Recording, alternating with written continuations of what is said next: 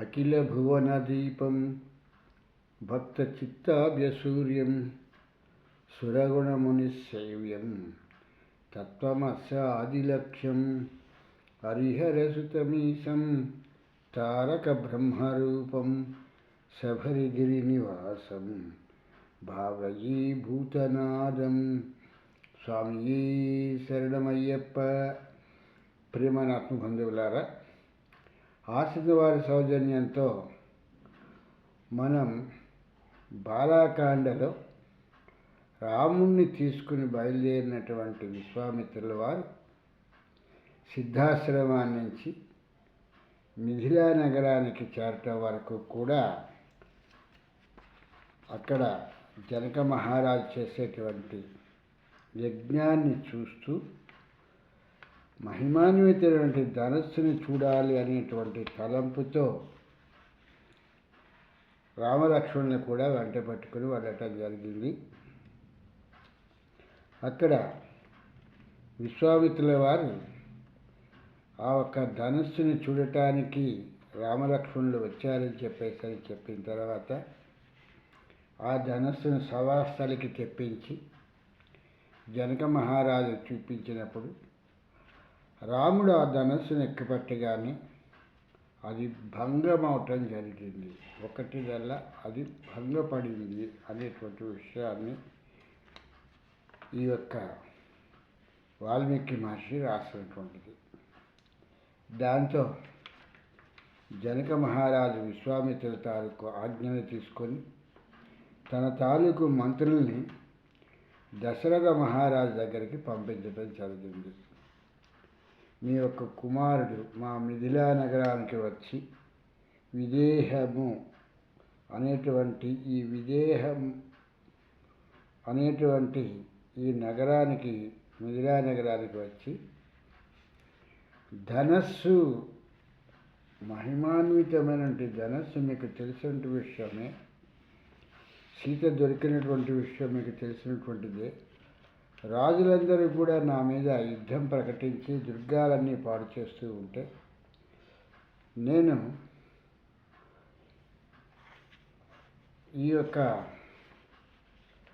యజ్ఞక్రతువుని ప్రారంభించి చేస్తున్నప్పుడు సీత దొరికినటువంటి విషయం కూడా మీకు తెలిసినటువంటిదే. అటువంటి పరిస్థితిలో ఈ యొక్క మహిమాన్వితమైన దేవతలకు ఇవ్వబడినటువంటి ధనస్సు ఎవరైతే ఎక్కుపడతారో వాళ్ళకి మాత్రమే ఈ ఒక అయోనిదైనటువంటి సీతను ఇవ్వటం జరుగుతుంది అనేటువంటి విషయాన్ని చెప్పటం జరిగింది. ఇవన్నీ కూడాను ఒక గూఢమైనటువంటి అర్థంతో కూడినటువంటివి కనుక ఈ విషయం ఉన్నటువంటి రాముల వారు విశ్వామిత్రుల తాలూకు ఆజ్ఞ తీసుకొని ధనుర్భంగం గావించిన తర్వాత జనకుడు తమ తాలూకు మంత్రుల్ని పంపించి ఈ విషయాలన్నింటినీ కూడా దశరథుడికి చెప్పటం జరిగింది. దశరథుడు మిక్కిలి ఆనందపడి తన కుమారులైనటువంటి రామలక్ష్మణులు ఇటువంటి ఘనత చేసినందుకు ఆయన ఆనందపడి ఆ మంత్రులందరికీ కూడా రేపొద్దున మనం మిథిలా నగరానికి బయలుదేరదాము అనేటువంటి ఆజ్ఞను ఇవ్వటం జరిగింది. ఈ ఆజ్ఞను కొన్నటువంటి మంత్రులందరూ కూడా తమ తమ నిజస్థానాలకు వెళ్ళి ఆ రాత్రి వాళ్ళు విశ్రమించడం జరిగింది. కథ అనేటువంటిది, ఈ రామాయణ కథ త్రేతాయుగం నుంచి కూడా ఇదే కథని వింటున్నాము. కథలో ఏ విధమైన మార్పు ఉండదు కనుక కథలో ఉన్నటువంటి అంతర్భాగాల్ని తెలుసుకుంటూ మనం ముందుకు వెళ్ళటం గురించి ప్రయత్నం చేస్తున్నాం. కాబట్టి ఇప్పుడు మనం ఇక్కడ ఒక చక్కని పాటను విందాము. ఆ విన్న తర్వాత మిగిలిన కథాగమనాన్ని చూద్దాం.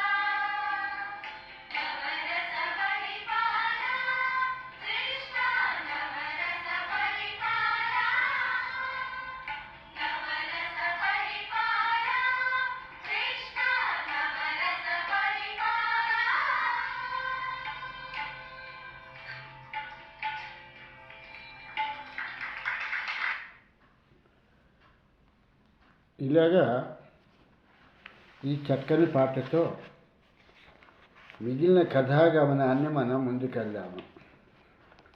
ఈ రామాయణ భారత భాగవతాలకు సంబంధించినటువంటి దాంట్లో ఈ కథలను వినేటప్పుడు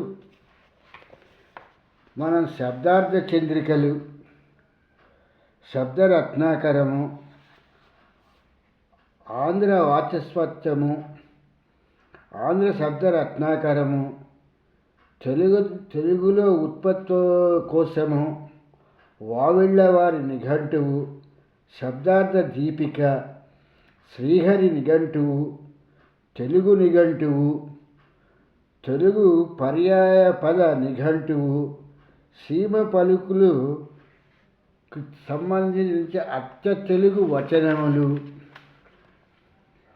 అలాగే నారాయణదాస్ గారు 1967లో రాసినటువంటి పుస్తకాలను తీసుకుని పురుషోత్తమ కవి అను శబ్దరూప ప్రబోధము నిఘంటువు, పురాణ నామ చంద్రిక, సాంకేతిక పరమకోశము, పరమార్థిక పదకోశము, సంస్కృత న్యాయము, సంస్కృత న్యాయ దీపిక, అమరకోశము. ఈ అమరకోశాన్ని వావిళ్ళవారు ప్రింట్ చేయటం జరిగింది. ఇలాంటి పుస్తకాలన్నింటినీ తీసుకుని వీటి నుంచి తీసుకున్నటువంటి అర్థాలని, వీటిలో ఉన్నటువంటి భావాలని గ్రహించి ఈ రామాయణ భారతానికి సంబంధించినటువంటి కథలలోని సారాంశాన్ని తెలుసుకోవాలి అనేటువంటి దానికి వస్తే మాత్రం ఇది చాలా వెర్రితనంగా ఉంటుంది. అమరకోశము, పాణిని రాసినటువంటి వ్యాకరణము, ఇవన్నీ కూడా శబ్దానికి సంబంధించినటువంటివే తప్పితే ధ్వనికి సంబంధించినటువంటి విషయాలు కానే కావు అనేటువంటి విషయాన్ని ఈ యొక్క రామాయణ భారత భాగవత కథల్ని చదివేటువంటి వాళ్ళు గ్రహించవలసినటువంటి విషయము. అది లేకుండా రామాయణాన్ని చదువుతూ అమరకోశము, లేకపోతే శబ్దార్థ చంద్రిక, ఆంధ్ర పదకోశము అని ఇలాగ మనం ఈ నిఘంటువుల్ని పెట్టుకుని ఇవి చెప్తున్నటువంటి అర్థాలను తీసుకుని ఈ రామాయణ భారత భాగవత కథలను చదవటానికి మనం ప్రయత్నం చేస్తే మన అంత తెలివి తక్కువ వాళ్ళు ఇంకోళ్ళు ఉండరు అనేటువంటి విషయాన్ని గ్రహించవలసినటువంటి విషయము. ఇది వేదానికి సంబంధించినటువంటివి. ఆది కావ్యమైనటువంటి రామాయణాన్ని ఈ యొక్క వాల్మీకి మహర్షి రాసేటప్పుడు వేదాన్ని చదవటం కష్టంగా, ఆ రోజుల్లోనే కష్టంగా ఉన్నది అనేటువంటి విషయాన్ని గ్రహించి వేదానికి భాష్యంగా ఉంటుంది అనేటువంటి ఒక దృక్పథంతో రామాయణాన్ని తీసుకుని రాయటం జరిగింది. రాఘవ పాండవీయన్ రాసినటువంటి ఆ మహానుభావుడు చెప్పినట్టుగా రామాయణంలో ఉన్నటువంటి 7 కాండలకి సంబంధించినటువంటి విషయాలనే తీసుకుని వ్యాస భగవానుడు ఇంకొంచెం వాటిని వివరణ ఇస్తూ 18 పర్వాలుగా ఆ యొక్క భారతాన్ని రాయటం జరిగింది. అక్కడికి తెవలక చివరికి భారత ముగింపు యుద్ధంతో జరిగింది. 18 అక్షోణీల తాలూకు యుద్ధంతో ముగిసిపోయింది. వీళ్ళ స్వర్గారోహణ పర్వము, శాంతి పర్వము వీటితో చివరికి చెప్పినప్పటికీ కూడా అందులో యుద్ధ పర్వంతోనే ముగింపు జరిగింది.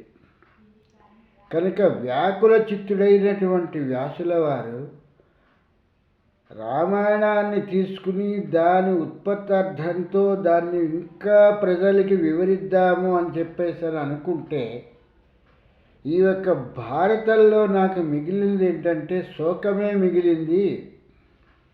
ఈ 18 రోజులు జరిగినటువంటి 18 అక్షోణీలు చనిపోయినటువంటి యుద్ధాన్నే నేను వర్ణించడం జరిగింది తప్పితే ఇందులో నేను చెప్పవలసినటువంటి సారాంశాన్ని నేను చెప్పలేకపోయాను అనేటువంటి విషయాన్ని వ్యాస భగవానుడు చాలా బాధపడుతూ కూర్చున్నటువంటి తరుణంలో నారద మునీంద్రుల వారు వ్యాసుడి దగ్గరికి వచ్చి, వ్యాసమునీంద్ర, వాల్మీకి కొన్ని సంవత్సరముల పాటు తపస్సు చేస్తే కానీ రామాయణము అనేటువంటి ఆది కావ్యాన్ని తీసుకుని రాయటం జరగలేదు. ఆ ఒక ఆది కావ్యాన్ని రాయటానికి ఆయన ఎంతో శ్రమ దమాదులు కూర్చుకుని ఆ ఒక అరణ్యంలో ఆయన ఆశ్రమంలో, వాల్మీకి ఆశ్రమంలో ఆయన రామాయణాన్ని వ్రాయటం జరిగింది.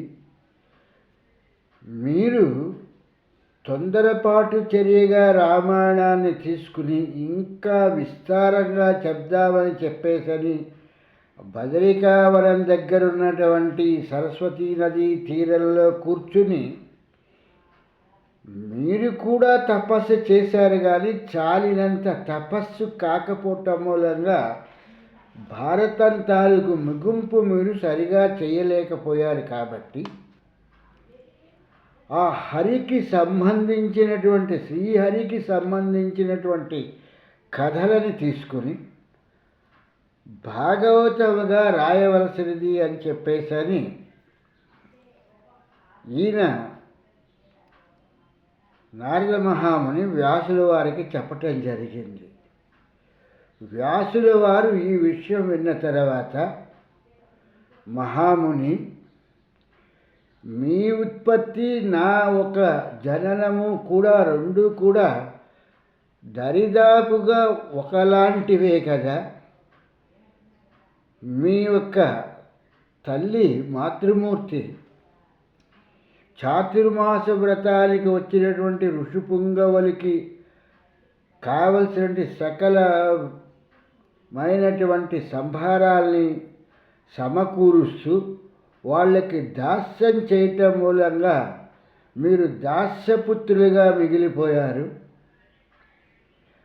ఇటువంటి మీరు ఈ దాస్యపుత్రుల నుంచి మీరు బ్రహ్మ ఋషిగా, బ్రహ్మ మానసపుత్రులుగా ఎలా మారారు అనేటువంటి విషయం నాకు అర్థం కావటం లేదు.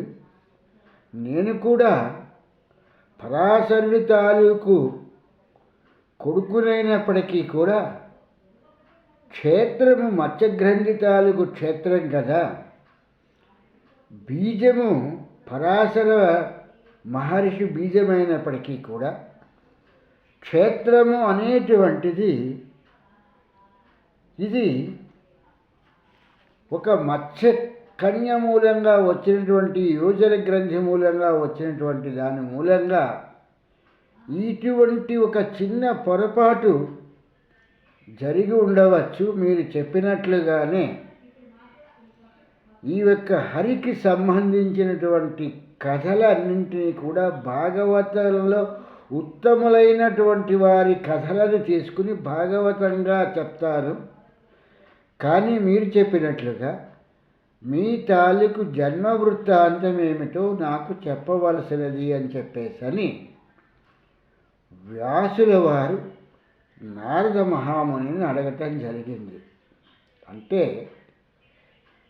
ఇక్కడ వాల్మీకి మహర్షి ఎంత గొప్పవారు అనేటువంటి విషయాన్ని వ్యాసుల వారు ఒప్పుకున్నటువంటిదే, నారద మహాముని ఒప్పుకున్నటువంటిదే. ఇది వేదార్థమైనటువంటి విషయం అవటం మూలంగా ఈ కథలు చెప్తున్నప్పుడు ఎలా ఉంటాయంటే, కృష్ణుడు గోవర్ధన పర్వతాన్ని ఎత్తేశారు అని చెప్పేటువంటి విషయాన్ని రాయటం జరిగింది.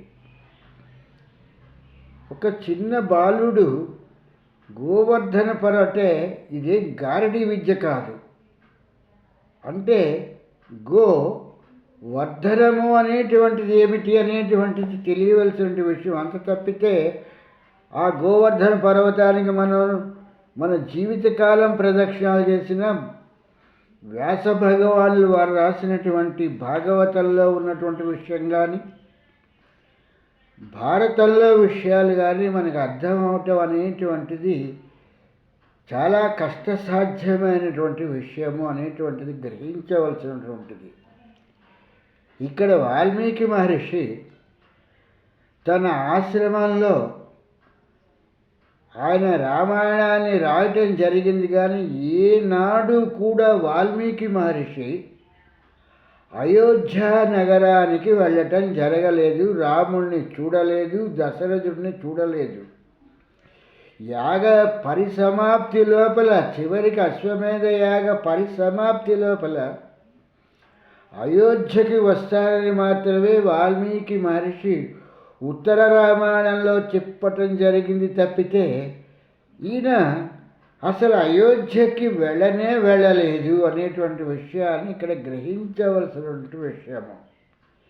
కానీ భారతం ప్రారంభించిన గాడి నుంచి కూడా, వ్రాయటం ప్రారంభించినటువంటి వద్ద నుంచి కూడా ఈ హస్తినాపురానికి వ్యాసుల వారు వస్తూ ఉంటారు, వెళ్తూ ఉంటారు. ధృతరాష్ట్రుడికి కనిపిస్తూ ఉంటారు, సత్యవతికి కనిపిస్తూ ఉంటారు, భీష్ముడికి కనిపిస్తూ ఉంటారు. ఇలాగా ఆయన ఎంతసేపు కూడా ఈ యొక్క భారత కథాగమనంలో ఎంతసేపు కూడా ఈ కురువంశం చుట్టూతా ఈయన తిరగటమే సరిపోయింది అనేటువంటి విషయాన్ని గ్రహించవలసినటువంటి విషయం. సత్యవతి తాలూకు పుత్రులైనటువంటి చిత్ర విచిత్ర వీళ్ళు చనిపోతే తల్లి మళ్ళీ వ్యాస భగవాన్ని తలుచుకున్నప్పుడు వ్యాసుల వారు వచ్చి ఈ చిత్ర విచిత్ర వీళ్ళ తాలూకు భార్యలైనటువంటి అంబిక అంబాలికల యందు ధృతరాష్ట్ర పాండురాజు విదురులను కనటం జరిగింది. క్షేత్రము అంబాలిక అయినప్పటికీ కూడా బీజము వ్యాసుడి తాలూకు బీజము అనేటువంటి విషయాన్ని ఇక్కడ మరవరానటువంటి విషయము. వ్యాస భగవానుల వారు భగవానుడు అని చెప్తున్నటువంటిది ఇది కురువంశమునకు బీజము కాదా అవునా అన్నటువంటి మీమాంస ఇది మామూలుగా అయితే కనిపిస్తుంది. ఇది వేద విధులైనటువంటి వాళ్ళకి వేదంలో నుంచి భాష్యాన్ని తీసుకుంటే వేదవ్యాసుల వారి తాలూకు బీజము ఈ అంబాలికల్లోకి రావటంతో క్షేత్ర అంబాలికలు అయినప్పుడు ఇది కురువంశంలోకి ఎలాగొచ్చింది, ఆ కురువంశం గురించి ఎలా తీసుకుంటాము అనేటువంటి విషయాన్ని చాలామంది దీని మీదన పరిశోధకులు అనేటువంటి వాళ్ళు దీని మీదన తర్క వితర్కాలు చేయటం అనేటువంటిది, మీమాంసలు కూడా చేయటం అనేటువంటి విషయం జరిగినది అనేటువంటి విషయాన్ని మరవరానటువంటి విషయము. కనుక ఈ కథాగమనాలను తీసుకునేటప్పుడు ఇక్కడ ఎంతసేపు మన తాలూకు ఏదో మనకి కథ వినటానికి ఒక 20 రోజులు లేకపోతే 40 రోజులు 60 రోజులు సమయం ఇచ్చామని ఆ ప్రవచకులకి సమయం ఇస్తే వాళ్ళు ఇటువంటి ముఖ్యమైనటువంటి విషయాలని చెప్పి వీటి గురించి వాళ్ళు మాట్లాడేటువంటి సమయం ఉండదు. కాబట్టి ఎంతసేపు కూడా రామాయణం గురించి కానీ భారతం గురించి కానీ భాగవతం గురించి కానీ వచ్చేటప్పటికి వాటిని కథారూపంలో మాత్రమే చెప్పుకెళ్ళిపోతున్నారు తప్పితే గోవర్ధనం అంటే ఏమిటి, తృణావృతుడంటే ఎవరు అనేటువంటి వీటి గురించి వివరణ ఇవ్వటానికి వేదం ఏమి చెప్పింది, వేద భాష్యం ఏమి చెప్పింది, ఇది ఋషులు పరాశరుడు ఎలా చెప్పారు, పరాశర సంస్కృత అంటే పరాశర సంహితలో ఎలాగుంది, వ్యాసుల వారు దాన్ని భారతం కింద మార్చినప్పుడు ఎలా మారిపోయింది, ఈ ఆంధ్రనామ సంగ్రహము అనేటువంటి దాన్ని తీసుకున్నప్పుడు ఈ ఒక కథలుగా ఎలా మారిపోయి శబ్దము అనేటువంటి కథలుగా ఎలా మారిపోయింది. ఆ రోజుల్లో వ్యాసుల వారు చెప్తూ ఉంటే గణపతి రాశారు అని చెప్పేటువంటిది ఏంటంటే సంస్కృతంలో రాశారు అంటే సంస్కృతమైనప్పటికీ కూడా ఆ గుర్తులతో మాత్రమే రాయటం జరిగింది. కానీ వేదానికి గుర్తులు లేవు. వేదం ధ్వనిలో ఉంది, ఇవి శబ్దంలోకి వచ్చాయి. వీటన్నింటినీ కూడా సమన్వయం చేసుకుని సనాతన ధర్మంలో వేద విధులైనటువంటి బ్రహ్మ విద్యా సాంప్రదాయం తెలిసినటువంటి వాళ్ళకైతే మాత్రమే దీనిలో ఉన్నటువంటి లక్షణం తెలుస్తుంది తప్పితే మామూలుగా కూర్చుని ఆలోచించేటువంటి వాళ్ళకి దీని లక్షణ పరిజ్ఞానము అనేటువంటిది విలక్షణంగా మనకి తెలియదు, తెలుసుకోలేము అనేటువంటి విషయాలను మనం గ్రహించవలసినటువంటి, కూలంకషంగా గ్రహించవలసినటువంటి విషయము. అయోధ్య నుంచి వచ్చినటువంటి రాముల వారు సిద్ధులు తాలూకు ఆశ్రమానికి వెళ్ళిన తర్వాత సిద్ధాశ్రమంలో మహిమాన్వితమైనటువంటి ధనస్సు మిథిలా నగరంలో ఉన్నది అంటే ఆ మిథిలా నగరానికి వచ్చేటప్పటికీ విదేహము అనేటువంటిది చెప్పటం జరుగుతుంది. దేహము లేనటువంటిది. దేహము లేనిది ఏమిటి? ఇది తర్కంలో కన్నా కూడా దీన్ని ఎలా ఆలోచించాలి అనేటువంటిది ఏంటంటే, తత్వంలోకి వస్తే తర్కం విడిపోతుంది. తర్కంలో ఉంటే తత్వము పూర్తిగా ఎప్పటికీ కూడా ఈ తత్వము అనేటువంటిది మనం తెలుసుకోవటం కష్టమైనటువంటి విషయం అవుతుంది. ఎక్కడైతే తర్కము అంతమవుతుందో ఇంకా తర్వాత తర్కించటానికి అంటే విభేదించటానికి, దాని గురించి మాట్లాడటానికి మనకి ఎటువంటి మాటలు కానీ ఎటువంటి శబ్దాలు కానీ ఏమీ లేకుండా భావాలన్నీ కూడా నిర్వికారంలోకి వచ్చేస్తాయో ఆ స్థితి నుంచి మాత్రమే ఈ యొక్క తత్వ పరిజ్ఞానము అనేటువంటిది ప్రారంభమవుతుంది అనేటువంటిది బ్రహ్మ విద్యా సాంప్రదాయానికి సంబంధించినటువంటి ఈ బ్రహ్మవేత్తలందరూ కూడా చెప్పేటువంటి విషయము. ఇటువంటి మహత్తరమైనటువంటి విషయాలు వేటిని కూడా మనం పరిగణలోకి తీసుకోకుండా ఒక అమరకోశమో లేకపోతే ఒక శబ్దార్థ చంద్రికో ఒక సంస్కృత న్యాయము లేకపోతే కాసుల పురుషోత్తమ కవిగా రాసినటువంటి పురుషోత్తమ కవియము అనేటువంటి శబ్దరూపానికి సంబంధించిన శబ్దార్థము ఇలాంటి వాటన్నింటినీ తీసుకుని వావిళ్ళ వారి నిఘంటువు, శబ్ద రత్నాకరము, శ్రీహరి నిఘంటువులో అని ఇలాంటివి పట్టుకుని మనం ఈ రామాయణ భారత భాగవత కథలలో ఉన్నటువంటి అర్థాల జోలికి వెళితే జోగి జోగి రాసుకుంటే బూడిద రాలింది అనేటువంటి పరిస్థితిలాగా ఇక్కడ ఏం మిగులుతుంది అంటే, గోవర్ధనము అంటే అదొక కొండ. ఆ కొండని ఈయన కృష్ణుడు బాలుడుగా ఉంటున్నప్పుడు తన చిటికెన వేలి మీద లేపేశాడు అనేటువంటి పరిస్థితికి వస్తుంది. ఇది కథాగమనమే. అసలు గోవర్ధనము అంటే ఏమిటి, ఎందుకు అటువంటి పదాలను ఉపయోగించారు? వాటి శబ్దార్థ చంద్రికలో దొరకవు, ఆంధ్ర నిఘంటువులో దొరకదు, వాటికి అమరకోశం పట్టుకుని అమరకోశంలో వెతికితే దొరకదు, పాడిని రాసినటువంటి వ్యాకరణాలని పట్టుకుని వాటి ద్వారా తీసుకున్నా కూడా మనకు దొరకదు. నన్నయ్య భట్టారకుల వారు భారతాన్ని తెలిగించేటప్పుడు ఈ యొక్క శబ్దశాసనుడు అనేటువంటి పేరు గడించినటువంటి నన్నయ్య భట్టారకుల వారు ముందు వ్యాకరణాన్ని రాయటం జరిగింది.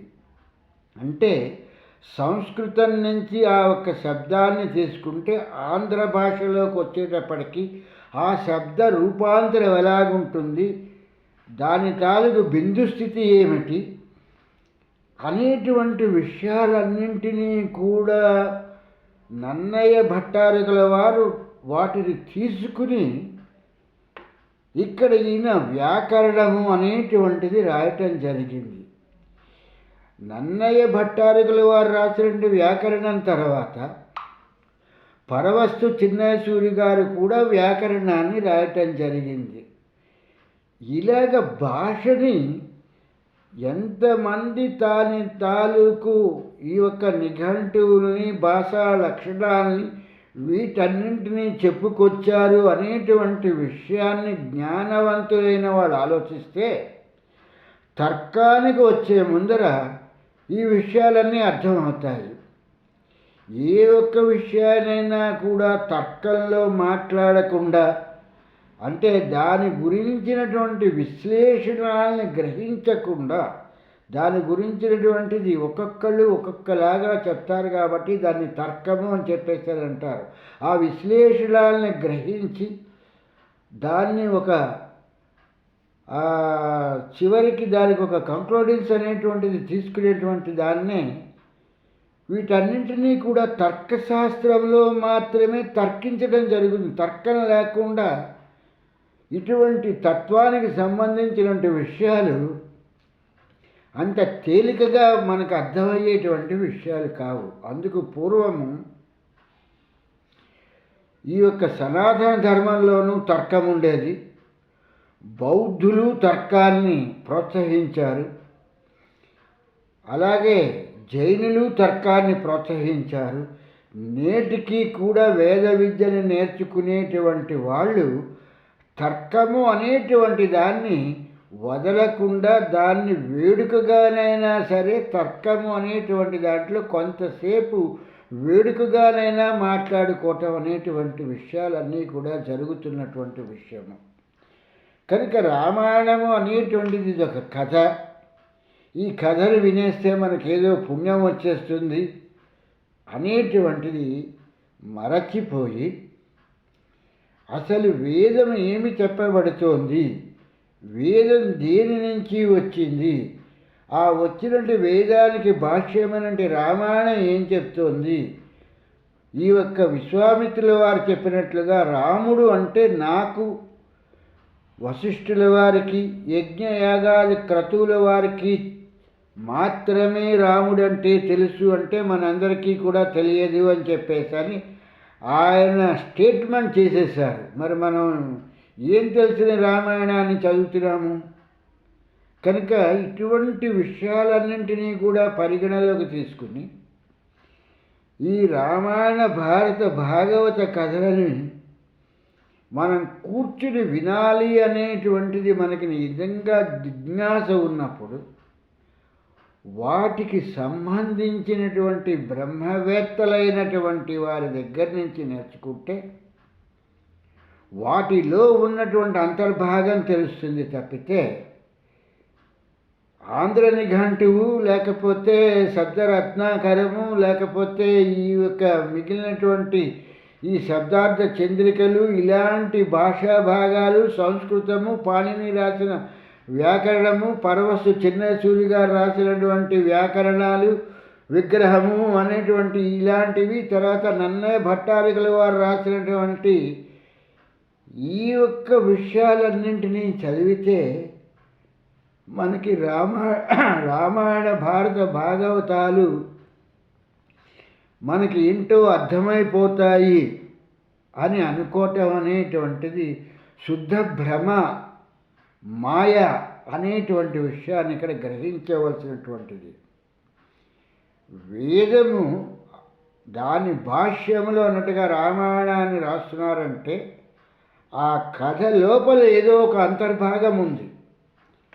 ఆ అంతర్భాగాన్ని ఎలాగైతే పూర్ణం మీదన ఎలాగైతే ఒక కోటెడుగా తోపు అనేటువంటిది ఏదో పెడతారో అలాగా ఆ తోపు తీస్తే లోపల నుండి పూర్ణం కనిపిస్తుంది. పూర్ణము అంటే ఆ తోపు పెట్టక ముందు కూడా పూర్ణం ఉంది, పూర్ణం లేనిది కాదు. పూర్ణాన్ని ఎందుకు తోపులో ముంచుతాడు అని అంటే దానికి కొంచెం రుచిని కలిగించటానికి చేస్తున్నారు అనేటువంటి పద్ధతిలాగానే.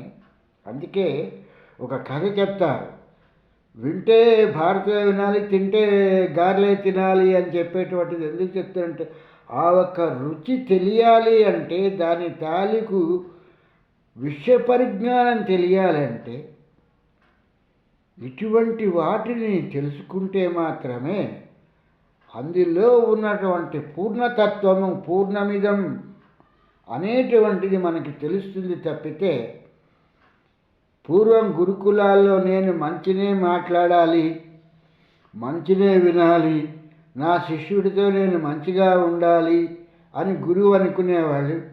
శిష్యుడు కూడా తను కూడా గురువుతో బాగా ఉండాలి, గురువుగా నాకు మంచి మాటలే చెప్పాలి, జ్ఞానవంతమైనవే చెప్పాలి అని చెప్పేటువంటి విషయాన్ని వాళ్ళు ఆ మొదటిసారిగా కూర్చుని ఆ రోజులో ఈ యొక్క వేదవచనాలని వాళ్ళు నేర్చుకునేటప్పుడు వాళ్ళు దీని గురించి వాళ్ళు ప్రార్థన చేసేటువంటి వాళ్ళు.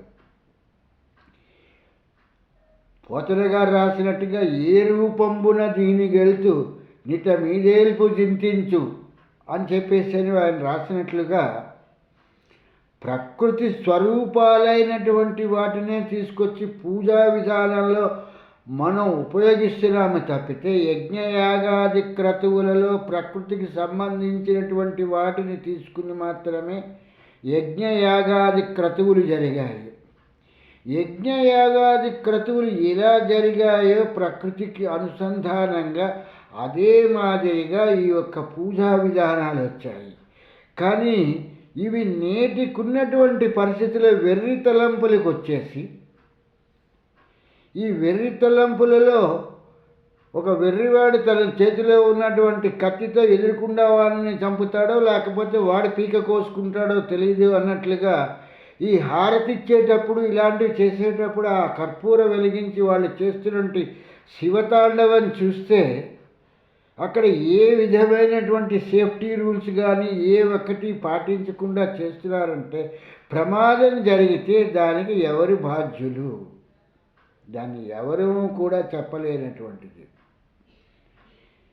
కనుక పూర్వం యజ్ఞం చేసేటప్పుడు యజ్ఞకర్త, యజ్ఞభోక్త, యజ్ఞాన్ని చేయించేటువంటి ఋత్విక్కుడు కూడా జలాన్ని పక్కన దగ్గరగా, అంటే ఆ ఒక యజ్ఞం జరుగుతున్నప్పుడు ఎంత జలము కావాలో, ఎంత నీరు కావాలో అంత నీటిని వారి దగ్గర ఉంచుకొని ఆ ఒక క్రతువును ప్రారంభించేవాళ్ళు. నేడు మనం చేస్తున్నటువంటి పూజల్లో ఏ విధమైనటువంటి భద్రతా చర్యలు లేకుండా మనం ఇష్టం వచ్చినట్టుగా అగ్నితో చెలగాటాలు ఆడుతున్నామన్నట్టుగా హారతి కర్పూరాలతో హారతులు ఇస్తున్నామంటే దాని ప్రమాదం పొంచి ఉన్నది. ఎన్ని జరగట్లేదు. నిన్న కాక మొన్న కాశీబుగ్గలో జరిగినటువంటి గుడిని సందర్శించడానికి వెళ్ళి అక్కడ ఒక 20 మందో 30 మందో చనిపోయారన్నారు. గోదావరి పుష్కరాలకు వచ్చేటికి 200 మంది 5 మందో చనిపోయారన్నారు. నిన్న కాక మొన్ననట్టుగా నేను నార్త్ ఇండియాలో ఆయన ఎవరో మాట్లాడుతున్నాడు అని చెప్పి భజనల గురించి అని చెప్పేసి అని వెళితే భక్తి మరణానికి కాదు. భక్తి మూలంగా మనం నేర్చుకోవాల్సింది ఏంటంటే మళ్ళీ మరు జన్మ గురించినటువంటి విషయాన్ని నేర్చుకోవాలి తప్పితే ఈ జన్మని చాలించేసి అర్ధంతంగా అనేటువంటి దానికి కాదు. కాబట్టి వీటన్నింటినీ కూలంకషంగా తెలుసుకోవాలంటే తర్కము అనేటువంటిది చాలా ముఖ్యమైనటువంటిది. ఈ తర్కము లేనప్పుడు, ఈ విషయ పరిజ్ఞానం లేనప్పుడు ఎంతసేపు గోవర్ధన పర్వతము అంటే అది ఒక కొండ, ఆ కొండ చుట్టూ ప్రదక్షిణాలు చేసేస్తే మనకి పుణ్యం వచ్చేస్తుంది, లేకపోతే బృందావనం వెళ్ళిపోతే మనకి పుణ్యం వచ్చేస్తుంది, యమునా నదిలో మునిగితే పుణ్యం వచ్చేస్తుంది, గంగలో మునిగితే పుణ్యం వచ్చేస్తుంది. ఈ పుణ్యం అనేటువంటిది ఏంటో ఎవరు చెప్పారో ఇంతవరకు తెలియని విషయము. మనం ఆఖరికి ఎట్లా తయారైపోయామంటే ఆ పుణ్యవరాన్ని అమ్మితే కొనుక్కునేటువంటి పరిస్థితికి కూడా వచ్చేసాము అనేటువంటి విషయాలన్నింటినీ చూసి ఈ యొక్క దశరథుడు అనేటువంటిది ఏంటి, అయోధ్య అంటే ఏమిటి, కథాగమనాన్ని ఎన్ని జన్మలు చెప్పుకున్నా ఇదే కథ, కథలో మార్పు ఉండదు. విశ్వామిత్రుల వారు చెప్పినట్టుగా రాముడు అంటే ఎవరు, ఆ ఒక్క రాముడిని మనం ఎలా తెలుసుకుంటాము, ఆ తెలుసుకున్న రాముడిని మనం ఎలా చేరుకుంటాము అనేటువంటి తపన అనేటువంటిది కలగాలి అనేటువంటి జిజ్ఞాసతో మాత్రమే వాల్మీకి మహర్షి రామాయణం అనేటువంటి మహాకావ్యం అనేటి ఒక మహాగ్రంథాన్ని రాయటం జరిగింది. కాబట్టి మిగిలిన విషయాలన్నింటినీ కూడా ఈ యొక్క దశరథుడు అయోధ్య నుంచి బయలుదేరి మిథిలా నగరానికి ఎలా వెళ్ళారు అనేటువంటి విషయాన్ని తెలుసుకుందాము. మిథిల అనేటువంటిది దానికి దేహమే లేదు, కనిపించదు అనేటువంటి విషయాన్ని రామాయణంలోనే చెప్తున్నారు.